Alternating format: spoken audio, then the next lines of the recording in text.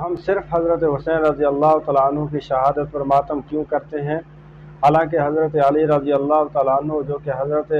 حسین رضی اللہ تعالیٰ عنہ کے والد ہیں، رسول کریم صلی اللہ علیہ وسلم کے چچا زاد بیٹے ہیں، ان کی بھی تو شہادت ہوئی ہے، ان کو بھی تو شہید کیا گیا ہے اور درجے میں امام حسین سے زیادہ ہے، ان کی شہادت پر ماتم کیوں نہیں کرتے؟ اسی طرح حضرت عثمان غنی رضی اللہ تعالیٰ عنہ جو کہ اہل سنت والجماعت کے نزدیک درجے میں حضرت علی رضی اللہ تعالیٰ عنہ سے بھی زیادہ ہیں، حضرت امام حسین رضی اللہ تعالیٰ عنہ سے بھی زیادہ ہیں، ان کو بھی تو شہید کیا گیا اور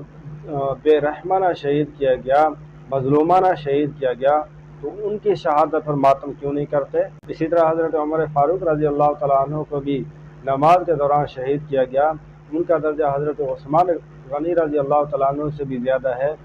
تو ان کی شہادت پر ماتم کیوں نہیں کرتے؟ حضرت امیر حمزہ رضی اللہ تعالیٰ عنہ رسول کریم صلی اللہ علیہ وسلم کے چچا ہیں اور عہد کے موقع پر شہید کیے گئے اور